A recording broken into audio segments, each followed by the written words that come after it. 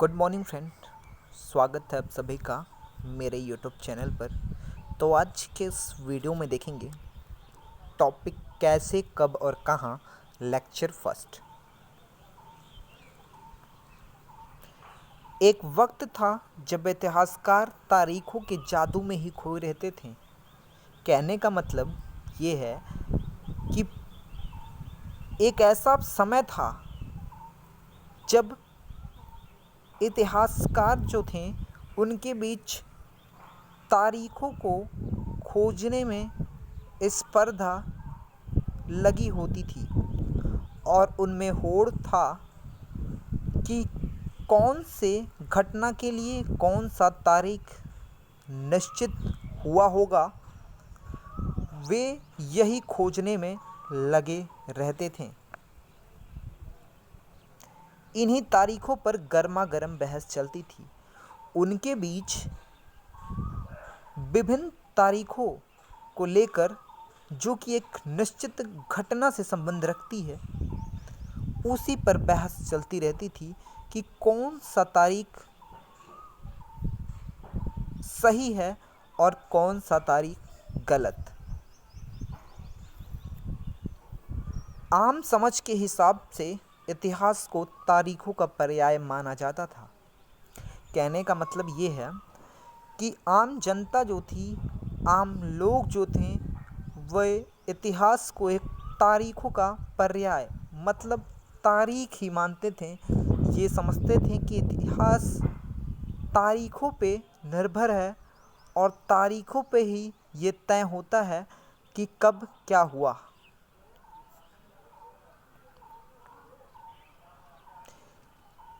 क्या इतिहास के बारे में ये धारणा सही है?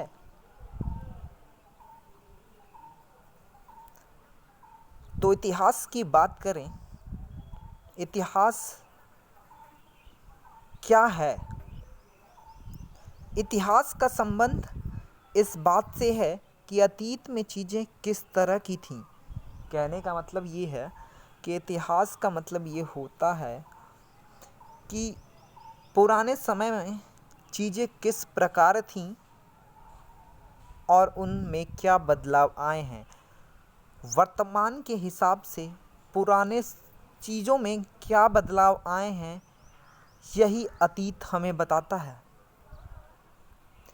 इनमें कोई शक नहीं है कि इतिहास अलग अलग समय पर आने वाले बदलाव के बारे में ही होता है। इसमें थोड़ा भी शक नहीं करने वाली बात है कि इतिहास हमें क्रमगत आने वाले बदलाव के बारे में बताता है। रोज़मर्रा की ज़िंदगी में होने वाले हर चीज़ों में हम ऐतिहासिक सवाल नहीं उठाते। जो भी चीज़ हम आज के जीवन में इस्तेमाल करते हैं, उस हर चीज़ पर हम ऐतिहासिक सवाल नहीं उठाते, लेकिन हम चीज़ों को स्वाभाविक मानकर चलते हैं। कहने का मतलब है कि हम चीज़ यूज करते हैं, जैसे कि फ़ोन यूज़ कर रहे हैं या फिर चाय पी रहे हैं, तो हम मानते हैं कि ऐसा होता आया होगा, तभी हम आज उसका इस्तेमाल कर रहे हैं। लेकिन कुछ ऐसे क्षण कभी कभी आते हैं जिस पर हम ऐतिहासिक सवाल करते हैं। कुछ ऐसे क्षण भी हमारे ज़िंदगी में आते हैं जिस पे ऐतिहासिक सवाल करना लाजिम होता है और हमारा ध्यान ऐतिहासिक सवाल करने के लिए उत्सुक होता है। ये सारे सवाल हमें समय के बारे में सोचने के लिए प्रेरित कर देते हैं। यही सवाल जो हमारे जहन में उठते हैं किसी प्रक्रिया को लेकर, किसी वस्तु के लेकर, वही हमें सोचने पर मजबूर कर देते हैं, पिछले समय की बातों को जानने के लिए मजबूर कर देते हैं। समय को हमेशा साल और महीनों के पैमाने पर नहीं देखा जा सकता है। कहने का मतलब है समय जो बदलाव हुए हैं पुराने समय से लेकर अभी फ़िलहाल तक, उनको हम साल और महीनों और दिन में नहीं नाप सकते, क्योंकि कई बार ऐसी प्रक्रियाएं के लिए कोई तारीख तय करना वाकई में गलत होता है जो एक लंबे समय से चली आ रही हैं। कई बार हम कई प्रक्रियाओं के लिए एक तारीख निर्धारित कर लेते हैं कि इस तारीख को ये प्रक्रिया या घटना हुई होगी, लेकिन ये हमारी धारणा गलत है। उदाहरण के लिए स्वतंत्रता की कोई निश्चित तारीख नहीं होती, ब्रिटिश शासन की स्थापना की कोई निश्चित तारीख नहीं, शिक्षा में बदलाव की कोई निश्चित तारीख नहीं। ये सभी लंबे समय के परिणाम हैं। कहने का मतलब है कि जो स्वतंत्रता मिली है वो किसी एक निश्चित तारीख को नहीं मिली है कि 10 जुलाई को मिल गई, 20 जुलाई को मिल गई, 15 अगस्त को मिल गई।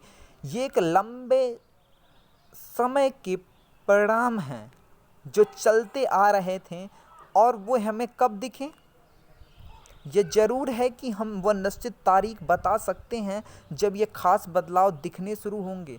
हमें जब ये दिखा कि हम स्वतंत्र हो गए हैं या होने वाले हैं, तब हम उस तारीख को तय कर सकते हैं कि हम स्वतंत्रता की तरफ बढ़ रहे हैं, इस दिन से बढ़ने लगे, इस तारीख से बढ़ने लगे, इन साल से बढ़ने लगे। लेकिन एक निश्चित तारीख बताना उपयुक्त नहीं है। तो फिर लोग इतिहास से तारीखों को क्यों जोड़कर देखते हैं? इस जुड़ाव की एक वजह है, एक समय था जब युद्ध और बड़ी बड़ी घटनाओं की ब्यौरों को ही इतिहास माना जाता था। पुराने समय में ये कहा जाए कि एक समय था जब इतिहासकार बड़ी बड़ी घटनाओं और युद्धों को तारीखों में संजोकर रखते थे और यही धारणा बन गई थी इतिहास में तिथियों की, जो इतिहास के साथ तिथि जुड़े हुए थे। यह राजा महाराजाओं और उनकी नीतियों के बारे में होता था। ये जो तारीख होती थी, जो तारीख इतिहास में लिखी जाती थी, वे राजा महाराजाओं और उनकी नीति जो होती थी उसके बारे में होती थी। इस तरह की घटनाओं के लिए निश्चित तिथि बताई जा सकती है। ये तो निश्चित था कि कोई भी नीति जब लागू होगी उसकी कोई तारीख होगी। कोई राजा महाराजा अगर किसी युद्ध में किसी अन्य प्रजा या राजा को हराता है तो उसकी एक तारीख निश्चित की जा सकती थी। इस तरह के इतिहास में तिथियों का महत्व बना रहता था। इस प्रकार जो एक समय था तब इतिहास में तिथियों का महत्व इसी रूप में बना होता था। महत्वपूर्ण जानकारी की बात कर लेते हैं। महत्वपूर्ण जानकारी, रॉबर्ट क्लाइव, यहाँ रॉबर्ट होगा, रॉबर्ट क्लाइव ने रेनल को हिंदुस्तान का नक्शा बनाने का कार्य सौंपा था। भारत में अंग्रेजों की विजय के समर्थक रेनल को वर्चस्व स्थापित करने की प्रक्रिया में नक्शा तैयार करना बहुत महत्वपूर्ण लगता था। रेनल मानते थे कि किसी भी स्थान विशेष या देश में वर्चस्व स्थापित करना है तो नक्शा तैयार करना बेहद महत्वपूर्ण होता है। ब्रिटिश सत्ता का प्रतीक ब्रिटेनिया था। ब्रिटेन की रानी का तीसरा बेटा आर्थर था। इसे ड्यूक ऑफ कॉनाट की पदवी दी गई थी।